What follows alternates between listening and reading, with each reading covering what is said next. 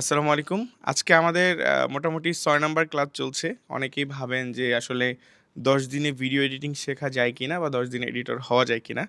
তাদেরকে বলব যে আমাদের এখানে যারা কাজ করছে তারা ৬ দিনে মোটামুটি কতটুকু আগাইছে সেটাও আপনাদেরকে দেখাতে চাই। তো চলেন দেখি তারা কি করে।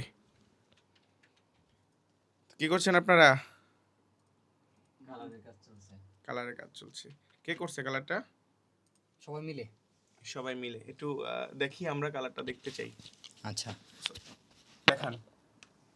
প্লে করেন।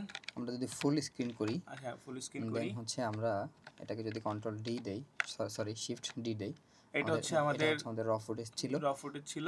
এবং এটা হচ্ছে আমরা কালার করেছি। কালার করে নিয়ে আসছি। হুম।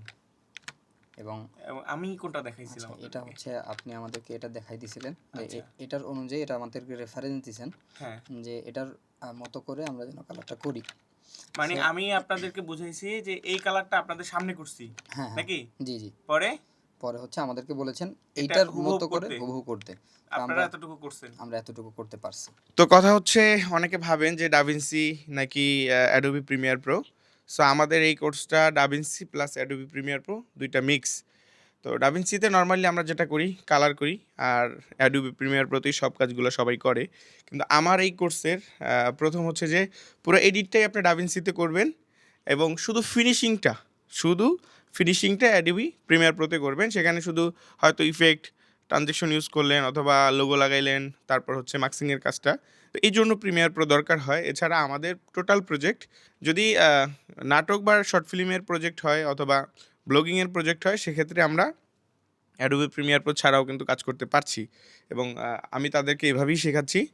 তো আপনারাও আসতে পারেন। আমাদের দ্বিতীয় ব্যাচ হয়তো ১লা ডিসেম্বর শুরু হবে ইনশাআল্লাহ। তো যারা ভিডিও এডিটিং শিখতে চান তারা জয়েন হয়ে যান। তবে আরেকটা বিষয়, টুকটাক যারা কাজ জানেন, যে অ্যাডোবি প্রিমিয়ার প্রোতে টুকটাক কাজ জানে, ডাভিনচিতে শিফট হতে চাচ্ছেন, আপনাদের ঝামেলা হচ্ছে, তারাও চাইলে আমাদের এই কোর্সে জয়েন হতে পারেন। এতটুকু বলতে পারি, ভালো কিছু শিখবেন ইনশাআল্লাহ।